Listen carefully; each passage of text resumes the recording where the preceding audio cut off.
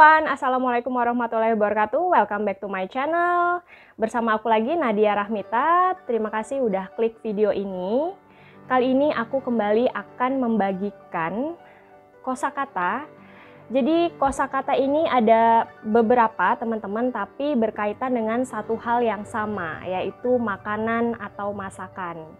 Nah, sebenarnya ini adalah salah satu request dari subscriber aku yang minta dibuatin video ini. Jadi sebenarnya beberapa kata ini juga cukup familiar ya teman-teman, pasti di telinga kalian. Kalau misalnya kalian lagi hangout atau pergi traveling gitu, pasti kalian akan menemukan kata-kata ini. Nah, mungkin aja di antara kalian juga ada yang masih belum tahu gimana sih penggunaannya di beberapa konteks. Apakah ini bisa digunakan di semua konteks dalam kehidupan sehari-hari? Mau tahu detailnya seperti apa? Let's check it out. Oke, yang pertama ada kata food. Nah, food ini pastinya kalian sudah sering kali menggunakannya, baik itu ya nggak cuma menggunakannya ya, baik itu mendengar ataupun kalian melihat di bacaan, ataupun kalian juga menggunakannya ketika berbicara dalam bahasa Inggris. Dan memang food ini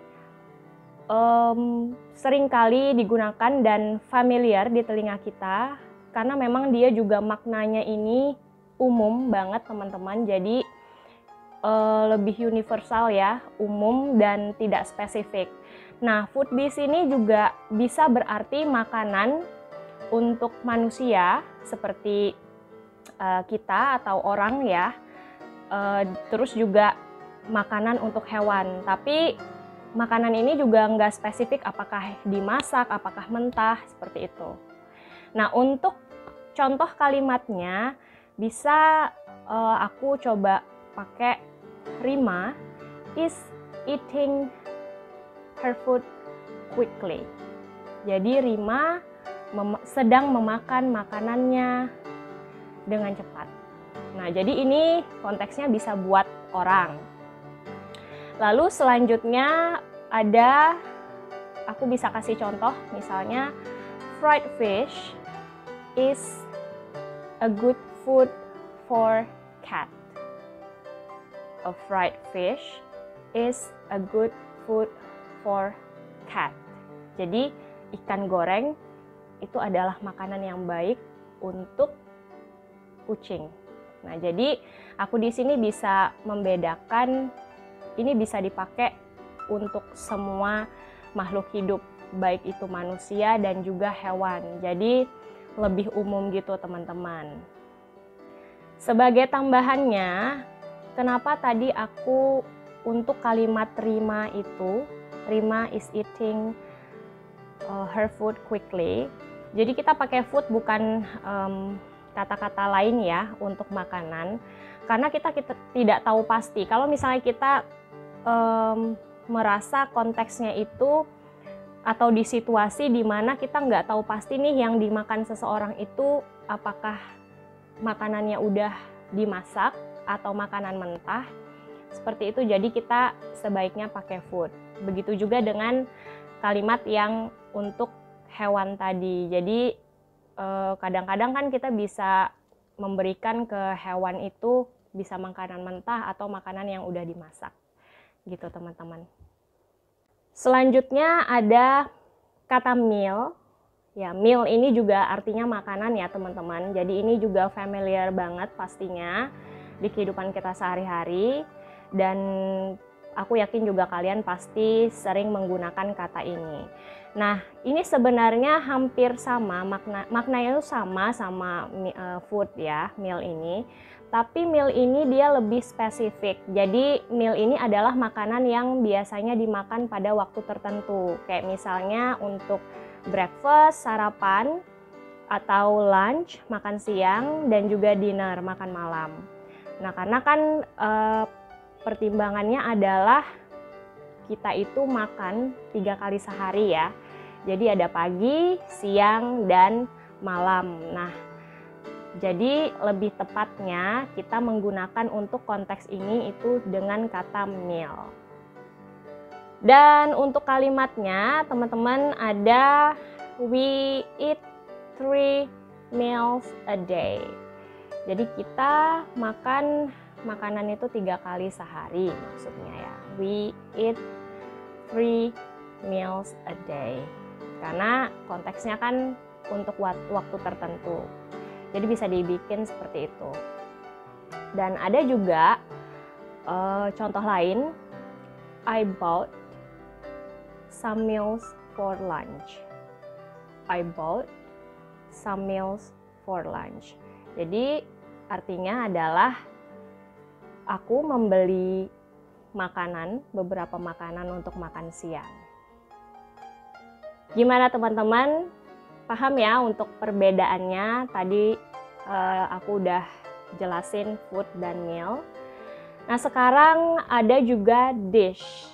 Nah kata dish ini juga berarti makanan atau masakan teman-teman. Jadi ini tuh seringkali kalau kalian misalnya nonton kompetisi memasak ya, biasanya chefnya atau cookingnya itu menanyakan jurinya ya, terutama main dish kamu apa hari ini, atau side dishnya apa.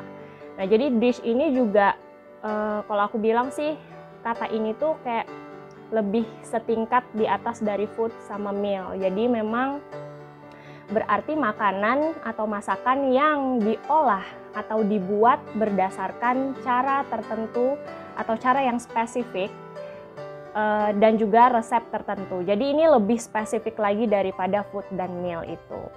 Nah, tambahannya adalah dish ini biasanya untuk menemani, kata ini menemani kayak bahan utama yang misalnya kalau kita memasak ya, makanan yang berbahan utama daging gitu, kayak misalnya sate, bakso atau rendang. Jadi kita bisa bilang ini adalah beef dish. Nah gitu ya teman-teman. Lalu ada juga yang misalnya masakan yang berbahan utamanya itu adalah nasi, seperti nasi uduk, nasi kuning, nasi goreng, itu kita bisa bilang rice dish. Tambahannya lagi nih teman-teman, mengenai dish ini, jadi dish ini adalah kayak kata tunggal yang menemani kata meal. Jadi dianggap sebagai lauk gitu loh artinya. Kayak side dish tadi itu bisa berarti lauk. Kayak misalnya kita sarapan ya atau makan gitu. Kayak nasi kuning. Kebetulan nasi kuning ini khas banget ya di tempat aku. Dan nasi kuning itu sendiri biasanya selain ada lauk utamanya, misalnya lauk utamanya itu ayam masak merah. Lalu side dishnya itu adalah orek tempe ataupun tambahan soun atau serundeng gitu. Jadi bisa dikatakan seperti itu untuk side dish ini. Oke, kita ke contoh untuk kata dish teman-teman. Jadi dish ini aku bisa buat seperti ini. My sister will cook beef dish next week. My sister will cook beef dish next week. Artinya saudaraku atau adikku, kakakku akan memasak makanan yang berbahan utama daging minggu depan. Dan ini ada lagi yaitu cuisine. Nah ini juga artinya atau maknanya itu adalah masakan dan makanan. Jadi kalau kalian mungkin kurang familiar ya dengan kata cuisine ini, memang dia juga lebih spesifik lagi kata ini karena tidak dipakai di semua konteks. Dan ini berarti masakan atau makanan yang memang spesial, jadi khas dari suatu daerah ya teman-teman. Dan kata ini tuh juga istilahnya lebih elit gitu. Jadi kata yang elit dan biasanya digunakan di restoran-restoran yang memang elit. Dan yang menjual masakan-masakan autentik gitu teman-teman, yang tradisional, yang memang asli dari berbagai daerah, kota, bahkan mancanegara.